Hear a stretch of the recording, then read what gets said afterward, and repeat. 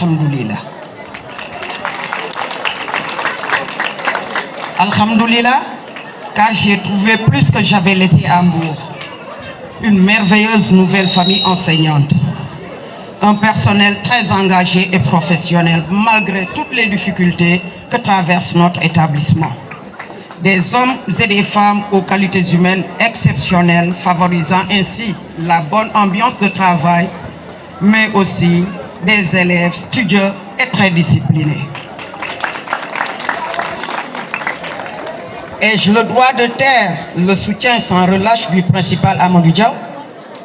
Un homme courtois, serviable, bref, une personne avec des qualités humaines inestimables. Non, me dira-t-on.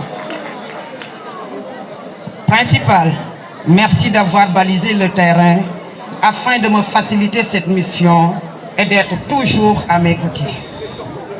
Aux habitants de Touba Pékou et à nos partenaires sociaux, soyez remerciés pour tout ce que vous faites pour faciliter les enseignements-apprentissages, contribuant ainsi à la réussite de nos élèves. Le parrain, M. Simon Pierre Faye, je vous demande de l'applaudir. M. Simon Pierre Faye, journaliste et rédacteur en chef à la Sen TV, est une référence dans son domaine à travers la constance et la pertinence de ses analyses dans La Matinale, une émission que je suis quotidiennement.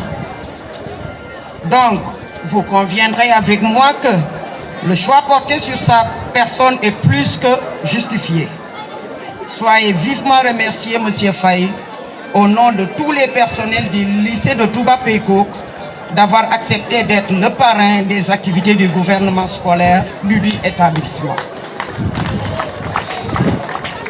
Je ne saurais terminer mes propos sans pour autant lancer solennellement un appel à nos apprenants. Chers élèves, le rayonnement du lycée ne se fera qu'avec vous à travers les résultats scolaires positifs.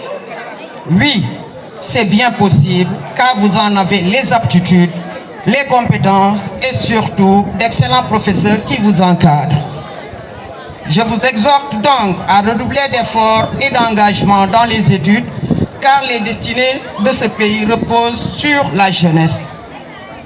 À nos candidats, au BFM et au bac, j'implore Ya Allah pour qu'il vous facilite votre examen et nous place dans les meilleurs rangs de l'académie. Et comme il me plaît de dire, s'il est permis de rêver, je rêve de faire de cet établissement un lycée d'excellence. Chers parents, chers invités, très chers collègues, chers élèves, vous ferez avec moi de ce rêve une réalité. Que la fête soit belle. Vive le lycée de Pékou. Je vous remercie de votre aimable attention.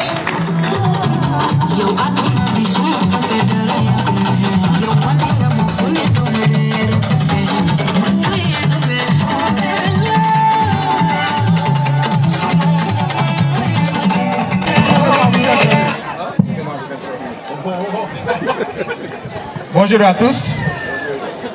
maa ngi nuyu ñëpp proviseur maa ngi lay nuyu di nuyu enseignants yi parents d'élèves ak élèves yi ma ne Simon balaa moo dugg ma introduire ko man je m'appelle Pierre Claver Pouy, je suis journaliste à Sen TV, c'est mon patron yëguma ko woon waxuma ko nag dama kaa dégg tey ma ne caméraman bi nañ dem on va prendre ça donc choix bi ngeen def ci Simon dañ koy rafetlu et il le mérite amplement en tant que fils du terroir et fierté la ñun pour ñun journaliste également. Quelqu'un ku bokk ci ñun yóbbu ko ci école def ko parrain événement bu toll nii kon ñu ngi leen ciy remercier bu baax a baax madame la proviseure.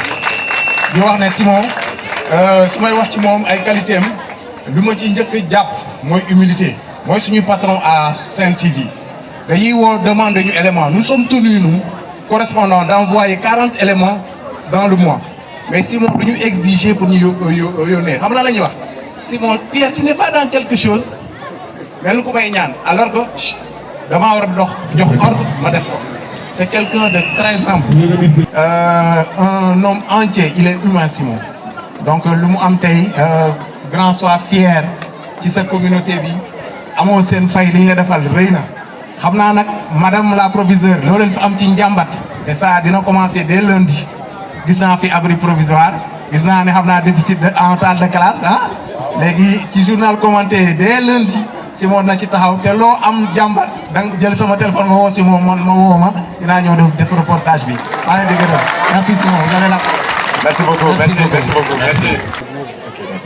mais dafa am benn aspect bu ñu fàtte préciser mu bëggoon ko préciser monsieur Faye du parent d'élève aussi parce que sa fille est dans l'école donc c'est un parent d'élève association des parents APR je sais pas moom mi ngi cotiser mais c'est voilà léegi ñun ñu ngi accès woon parrainage am nous avec le gouvernement scolaire en collaboration avec le président sur les fiches di nga xam ne des localités yi nga xam ne royukaay lañ élèves yi mën nañ xool ci à lui seul pour être devant les écrans pour être directeur fa mu nekk devant tout le monde kon élève bu mu ci mën di doon jàppal ni il est possible en lui donc côté il est possible pour tout le monde ñun ñëpp dañu bankoo xam ni yu mel ni ci la jaar te condition leer na ma ni seeni condition moo gënoon a difficile que bosam yéen yéen a leen gën a yombale kon nag référence la on lui donne la parole yéen ñëpp ñoo xool ci te xam ni jàng lii rek lay indi pour jub ñu mel nii ëllëg si biir ñu toog bar cee mën a roy salaamaaleykum wa rahmatullah. Asalaamaaleykum, bonjour à tous.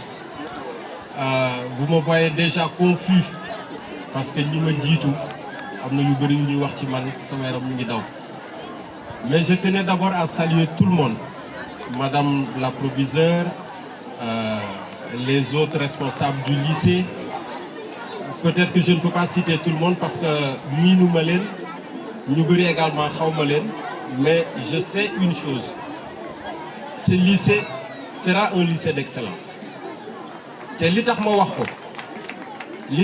ko dinaa ci ñëwaat ci kanam tuuti je voudrais saluer toute l'assistance ñi nga xam ne ñoom laa fi fekk les professeurs le corps enseignant les responsables les parents d'élèves j'ai trouvé ici des aînés yoo xam ne ñun ñoo bokkoon secteur bi je préfère mélanger le français et le wolof parce que bi may ñëw depuis que j'ai eu cette information que le choix a été porté sur moi d'être le parrain de ces journées culturelles j'ai hésité est-ce que je vais préparer un discours ou je vais laisser parler mon cœur mais avec ce risque que peut-être wax ji dina gudd tuuti peut-être du mën a ñàkk mais vous allez m'excuser je vous remercie pour le choix porté sur ma modeste personne il faut le dire c'est vrai que je suis fils du terroir j'habite là à Pékou Sérère pour ceux qui connaissent la zone et je crois savoir que tous les élèves qui sont ici connaissent un peu la zone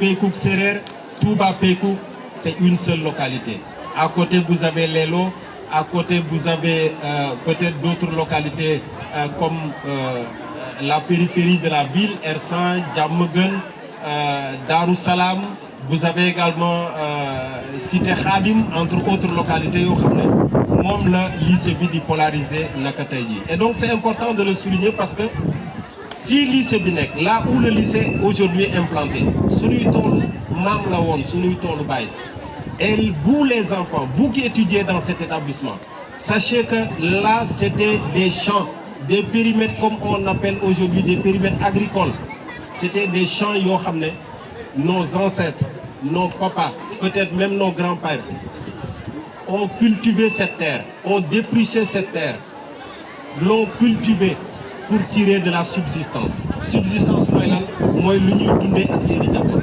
à vous aujourd'hui qui avez hérité de ces terres d'en faire quelque chose et foofu laa doon waxee ne ce lycée sera un lycée d'excellence et doit être un lycée d'excellence parce que c'est sur cette terre que nos grands-parents ont eu de la subsistance que nos parents ont vécu grâce aux produits agricoles yi fi doon jóge ont survécu ba ñun ñu mën ñoo teg tey jii ci yoon ñu nekk tey position parents d'élèves et donc tool yooyu mooy seen école tey bu doon ab waar si c'était un champ à vous de défricher ce champ à vous de prendre soin de cette terre à vous de produire les fruits attendus de cette terre et vous le pouvez grâce à vos diplômes grâce à un excellent cursus scolaire j'ai écouté tout à l'heure avec émotion le président du gouvernement scolaire heureusement et peut-être c'est un bon signe il vous dit déjà au revoir parce qu'il doit passer le bac cette année. C'est peut-être signe qu'il l'aura. Et c'est peut-être signe également pour vous que vous allez décrocher vos diplômes. Décrochez-les, vous en avez besoin. Vous savez pourquoi? Parce que dans ce monde, nous finissons fêter. Qu'est-ce qu'on nous dit? Qui détient l'information détient le pouvoir. Mais vous, sachez que qui détient le savoir détient le monde. À vous de vous battre. À vous de vous battre parce que vous avez un héritage aujourd'hui à honorer. Si je vous le dis, croyez-moi. Monsieur Sarr a donné mon exemple tout à l'heure. Et je suis là avec des amis. Moi, je quittais Pékoup Serer avec des amis d'enfance.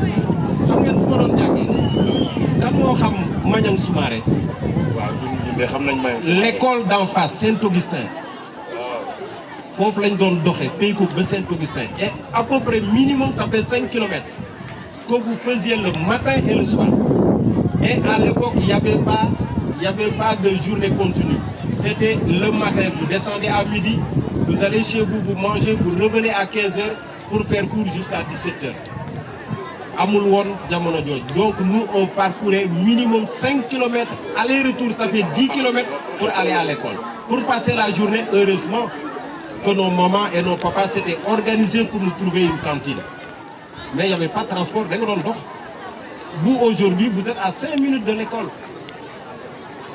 Vous êtes à 5 minutes de l'école. Donc, votre devoir aujourd'hui, votre responsabilité, c'est d'avoir de bons résultats scolaires pour dire merci à vos parents, pour devenir ce que vous êtes. Parce que demain, vous êtes appelés à gouverner ce pays. Le président Diomaye, il est tout jeune, il est né après les indépendances. Peut-être que sous le morom là, qui aurait cru? Donc vous demain, mettez-vous à sa place. Faites partie de ceux qui vont construire le Sénégal. Faites partie de ceux qui vont gouverner le Sénégal. Et c'est bien possible. Dans la localité, il y a plusieurs individualités comme moi, comme tant d'autres. Mais à vous de relever le défi parce que vous avez ce devoir de prendre la revanche de nos papas, la revanche de nos braves mamans, la revanche de nos braves ancêtres sur les dures conditions de vie qu'ils avaient. C'était des paysans, pour la plupart. Et c'était de braves gens parce qu'il fallait se nourrir à la force de ses bras. Vous, vous êtes aujourd'hui, dans le monde aujourd'hui qu'on peut appeler moderne. Profitez-en. Vous devez prendre la revanche de vos papas et de vos mamans parce qu'ils se sont battus pour vous mettre dans des conditions aujourd'hui qui vous permettent d'étudier en toute sérénité. Ngir yalla, gor lu len di jang, di def ay résultats yu baax, di def ay résultats seeni parents di contane. Peut-être que limay wax ci français xéna amna ñu musu touti. Je préfère les reprendre en wolof. Dama né yéen ñi fiy jàngee fàttaliku leen fu ngeen di toll quand vous êtes devant vos professeurs, quand vous êtes devant vos cahiers d'exercice, quand vous êtes devant vos cahiers de leçons, quand vous êtes devant vos ouvrages scolaires, quand vous êtes même au tableau, dites-vous que vos parents se sont battus. Seeni ay waajur dañoo xeex dañoo muñ lu bëri pour yéen ngeen mën a dem école. Ah oui, c'est vrai. lenn ngeen leen mën a fayee mooy def résultat yu baax. Je ne blâme pas parce qu'il faut moi. C'est une compétition, il faut moi ñu jitu, il faut moi ñu mujjé. Mais même ñi mujjé, jappelen seeni xel né vous êtes capable de le faire. Vous le pouvez. Vous le pouvez parce que man ko doon wax fi sank fi lycée bi nek ay toll won. Sunuy ay papa, sunuy ay mam ñoo fi doon beuy. Di dundal seeni njabot ci ciono, ci ñak considération parce que bobu beykat bo amul dara kenn du la faale. Mais pourtant def nañu tout ba bayil ñu dara ñun ñuy jot ci école. Et la plupart de nos parents, à commencer par man, sama papa demul école, sama yaay demul école. Mais bu doon jàng kese amoon nañu seen pexe yoo xam ne moom lañ doon def pour yow nga bëgg jàng, pour yow nga mën a mokkal say leçons. Man par exemple sama waa kër xam nañ 19h 20h 22h au plus tard je suis au lit parce que xam ngeen lu tax à l'époque dañ ma daan tere timis bu xesee ba dugg si ba ñu reer boo mokkalul sa leçon yaa xam tu vas te coucher. parce que bon fait électricité amul on étudiait avec des lampes à pétrole. C'était difficile. bu bëree ba bëri bougie ngay am te bougie à l'époque même boo gisee ko taal pour ñun c'était un luxe donc vous imaginez aujourd'hui dans quelles conditions vous êtes man loolu laa tàmm du CI au CM2 di dox 5 kilomètres di dem jàngi aller et retour boo ñëwee ngay doog a njoganalu boo njoganaloo ba pare dem réviser say leçons boo réviser sa leçon timis gee mokkal nga mokkaloo nga dem tëddi mais si tu es consciencieux da ngay sàcc sa bopp. Il m'arrivait de me réveiller en pleine nuit à partir de 3 heures du matin de réviser samay leçons di nëbbatu avec la complicité bien sûr de ma maman maa ngi koy ñaanal fa mu tëdd yàlla fekk ko fa ak yërmande mais loolu moo lay forger donc on s'est fait à la limite tout seul pour ce qui est du cursus scolaire sama gars yi nga xam ne ñu ngi fi ñëpp ñoom ñun yoon woowu la ñu jaar ceux qui étaient plus chanceux fréquentaient l'école de Touba Békou qui est là à proximité ñu bëri fa la ñu jaar mais aujourd'hui ils sont devenus entre guillemets des quelqu'un. Je suis avec un entrepreneur, il est aujourd'hui dans le secteur de la boulangerie, Sama Gorola, Babilas Papis. Je suis aujourd'hui avec un militaire, il est en train de faire sa carrière. Nous avons un grade général, Jo. Je suis avec un technicien agricole, Jano. Nous avons encadrer même des étudiants qui vont devenir plus tard, vous nous gagnez des ingénieurs. C'est important. Donc ça veut dire que c'est à vous de vous battre. Et il faut interpeller le corps enseignant. Le corps enseignant parce que nous, on avait cette, pas forcément complicité, mais cette relation filiale entre professeur et élève. Si vous football, vous maître d'igno. Vous le savez pareil. Parce que lundi première heure, ou le demain à la première heure, il y a un interrogé en salle de classe. Parce qu'il va se dire pourquoi lui là, il est dans la rue au lieu d'être à la maison en train d'apprendre ses leçons. Donc, je donne un exemple. Les enseignants, c'est des éducateurs. Les enseignants, c'est des encadreurs. Et surtout, li ma doon wax ci parents yi ma wax ko également pour les enseignants, vous les élèves, rendez fiers vos enseignants parce qu'aujourd'hui il est devenu une compétition que nga am les meilleurs élèves. Et foofu également je vais ouvrir une petite parenthèse parce que ma fille est là. Tout à l'heure professeur bi mu ngi koy wax ne biñ ma choisir parrain de ces journées ci la doog a xam ne man am naa fi doom. Rose Claire maa ngi koy woo sànq pour jéem ko situer. c'est ma fille mooy sama ñaareelu doom. Donc bi mu demee ba classe de troisième ñu war a décrocher seen BFM amoon na déjà fu ñu leen orienté woon comme on appelle dans le jargon mais orientation boobu dafa tombé année boobu ñu ériger ce CM en lycée et tout le monde a trouvé que c'était une excellente classe. C'était d'excellents élèves yoo xam ne il ne fallait pas les perdre et les enseignants se sont dit mobilisons-nous et continuons de les encadrer. Ils se sont battus ba élèves yooyu waroon a génn établissement bi dem defi la suite de leur cursus secondaire ailleurs ñu des fii ci établissement bi et vraiment bravo à vous madame, bravo à tout le corps enseignant pour cette générosité que vous avez à enseigner nos enfants. C'est pas évident, c'est pas évident.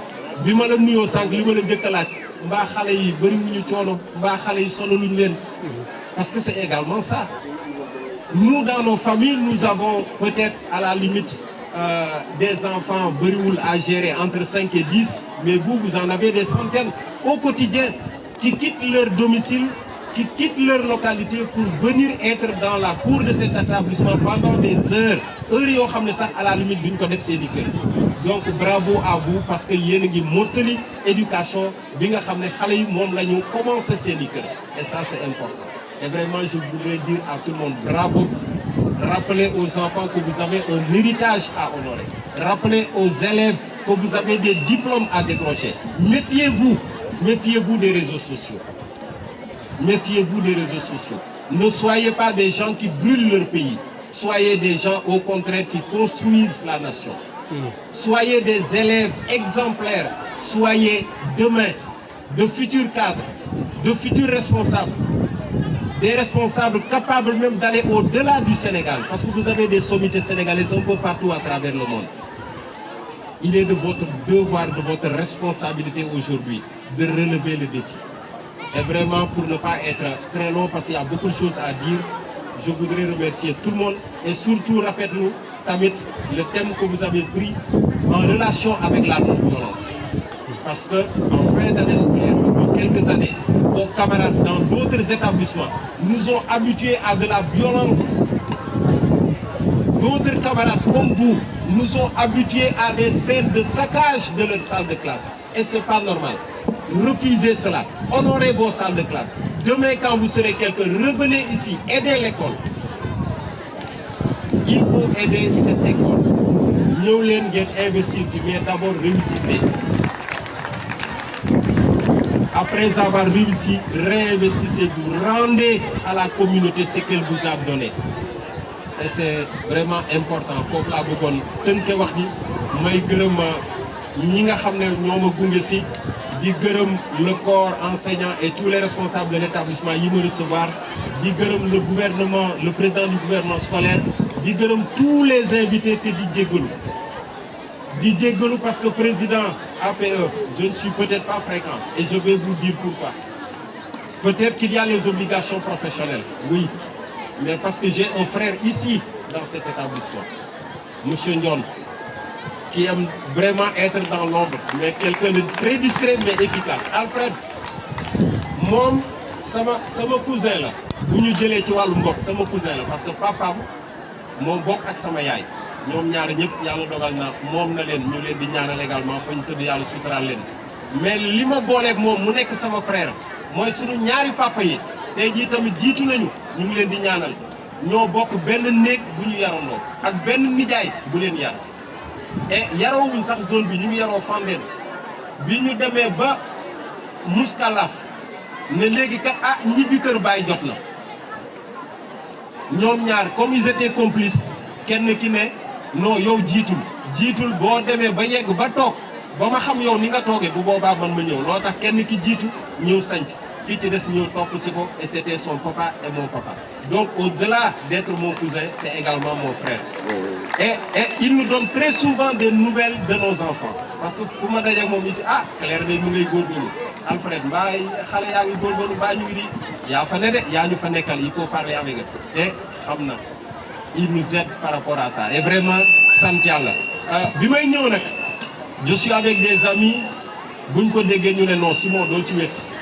ñu dajale suñuy guy suñuy Dakar dajale ko nekk benn kon ñëw nañu physiquement mais indaale nañu Serigne parce que booy dem seeti nit tamit Serigne baax ci mën a bëriwul mais ay cahiers ay bic quelques ouvrages scolaires du matériel de géographie juste pour teg ko seen loxo parce que j'avais imaginé que vous avez eu des compétitions que vous avez à gratifier certains élèves peut-être de voilà lu ngeen leen mën a dimbale li ci des nag xanaa ñaanal leen journée yi yal na bokk ci journée yi dàkk ci établissement bi te yal na ñu mën a teewewaat ay yeneeni journée yu déwén je ne serai pas parrain certainement mais bu ma ko yëgee dinaa ñëw et Pierre Claver l'a dit tout à l'heure li tax mu wax dafa am lu mu fàtte c'est que papam moo ma jàngal CM1 ak CM2 au collège Saint-Augustin bi mu doon wax sànq